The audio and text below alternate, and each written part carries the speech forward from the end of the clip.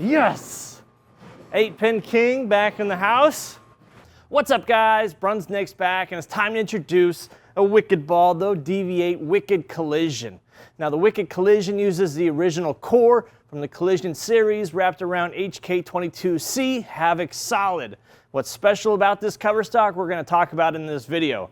Now, I can't wait to see what this does on the lanes for me with SPECTO running, of course. But before we get into all that, please subscribe to my channel if you haven't already. Now, let's see what this Wicked Collision does on the lanes. All right, I'm really excited for this Wicked Collision. 2 reasons. 1, it has the Cohesion additive. Where do we find that from? That's the hammer effect, the ball I'm still calling the best ball of 2024. And 2, it's a shiny solid. We don't do a whole lot of that here. Shined up solid, that's a testament to how good that additive is in the HK22 Cohesion. So we're gonna see what this ball does. I'm gonna start it out, I'm gonna move it in. Original core in this ball, no changes there, 2.462 RG, differential 052 with an intermediate 019. So let's get this on the lanes and see what it does. I'm really hyped for this ball. Let's see what happens. Starting with my left foot on 15, and we're gonna see what this first shot does. Shiny solid, that's it's unusual. About to see what it does.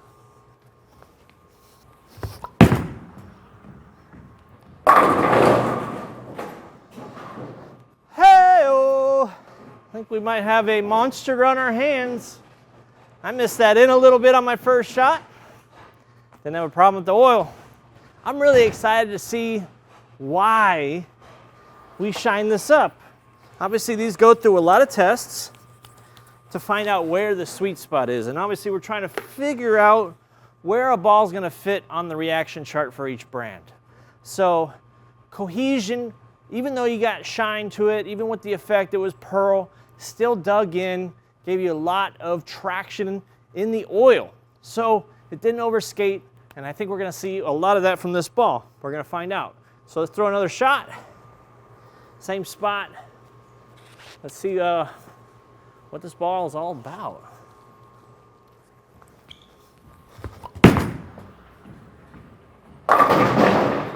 Okay, a little weak hit there, a little flatty. Typically, you know, compound finish is reserved for balls that are hybrid or pearl. And the reason you don't see a lot of it on ball out of the box is because, you know, shelf appeal. Dull balls look better dull. In this case, this ball's pretty. It's got 3 colors, purple, blue, a little teal. So I think that shiny out of the box is gonna suit more medium oil type players, more slower speed if you want a high performance ball. But don't be afraid to dull it if you need to. A ball like this, I don't know if I would leave shiny. I don't usually use a lot of shiny stuff. I'm speed dominant. What do you say? Ah. Yeah, a lot of length on this ball. I'm not really trying. Obviously the last shot kind of got out there a little further wider than I wanted. Compared to the first one, I was kind of more direct. I think the angles were a lot more shut down. But, you know, right out of the box, my initial thought is I would probably knock that shine off. You know, the shine is there for more length and more, you know, back end. But if it's going to take the expense out of, you know, getting it back from the spot, overthrowing that spot and coming behind the head pin too much, which it's doing right now, I would probably want to hit the surface. I'm going to try one more shot from here. I'm just going to try more shut down.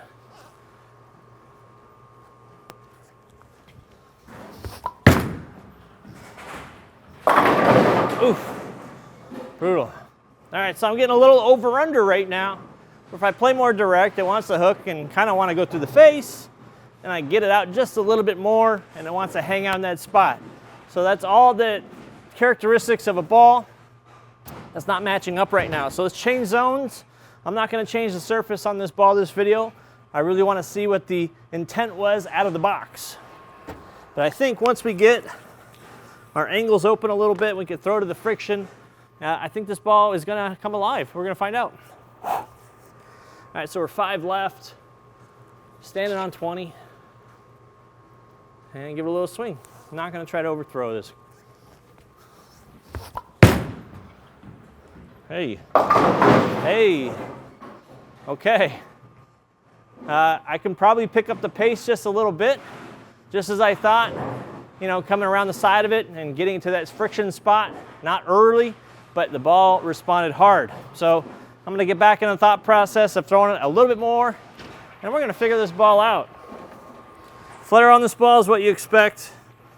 Quite a lot, 6-inch flare, easy. Let's try it again.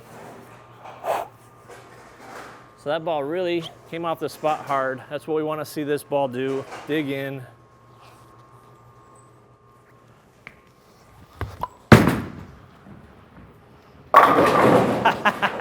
Yes! 8-pin king back in the house. Doesn't matter, new set of balls. We always get an 8-pin. All right, well, I got a strike once right there. That was a good shot, good adjustment. What are you gonna do, 8-pin? If you watch this channel for a little bit, you know what's gonna happen. I'm gonna leave one. It's just a matter of when.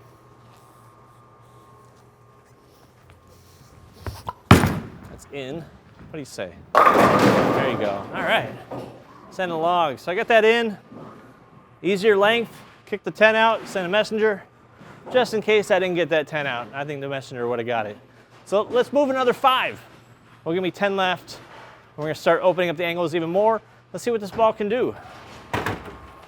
Now I think I can go back to that same tempo when I kind of drop the speed down a little bit. So we're standing 25 now. And we're gonna see, I think this ball's gonna be great from in.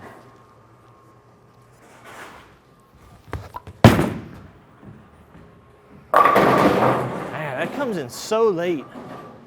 Yeah, I'm gonna suggest that if you're a speed dominant player like I am, you know, my rev rate isn't what it used to be, but this is either gonna be a ball that comes in when they break down, or just hit it with surface, hit it with a nice 2000 pad, just to knock the shine off.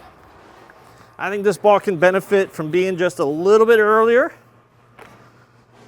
Being a shiny solid, I don't throw a lot of that. We don't make a whole lot of that. All right, let's try that again.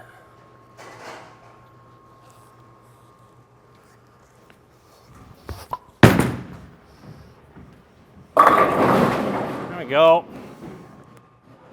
Yeah, it's all gonna be speed reliant right now. So as long as I don't overthrow it, the ball's gonna pick up and change direction. So far, the only issues I've had is when I kind of overthrow the spot, or the ball just comes too behind the head pin and leaves a 10 pin, or wants to leave a 10 pin. That's the tendencies of this ball right here.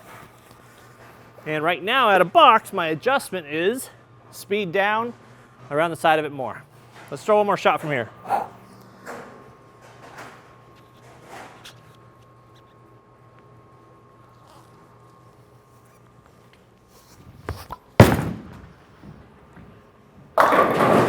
Wrap 10.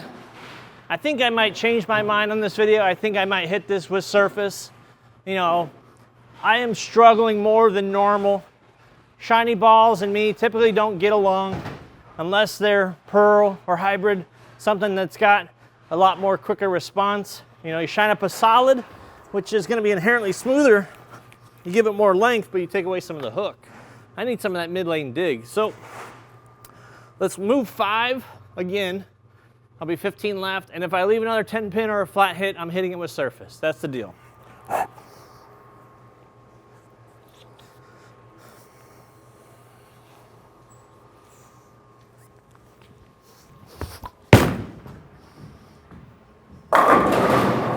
All right, it's definitely not rolling forward.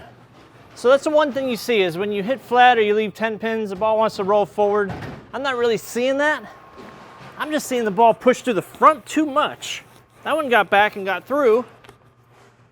So we're gonna see if we can repeat that. But like I said, first sign of trouble, we're going to the pad.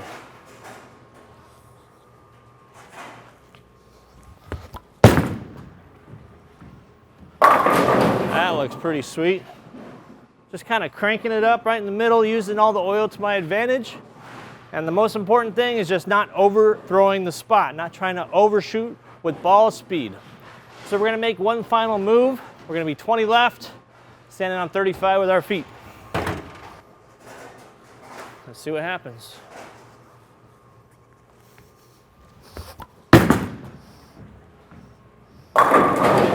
Oh, I wasn't expecting that. Ball got through the pins nice there. Playing that wide open angle. You know, I wasn't sure what I was gonna do.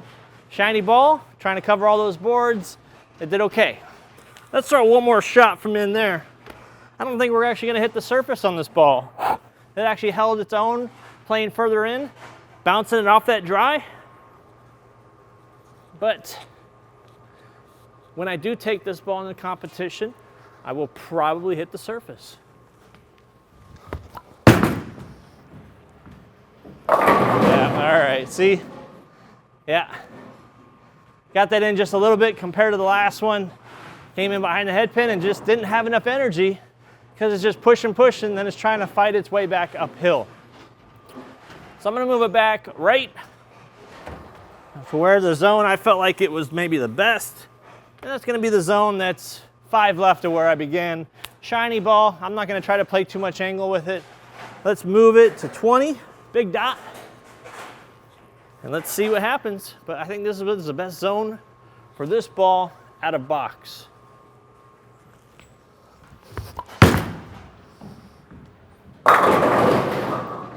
Yep. Shinier balls, I'm gonna play them straighter. I wanna attack them straighter. So maybe in another video, I'll hit it with some surface and we'll really see the difference between a shiny solid versus a dull solid. So just to show that box surface isn't everything, adjust as you need, because otherwise, like I did a little bit in this video, I struggle a little bit. But that's okay. Every ball is not gonna match up to this pattern to me every single day. So that's all for the Wicked Collision. If you have any questions, comments, drop me a line in the box below. Be glad to read them. Sometimes I reply to a lot of them.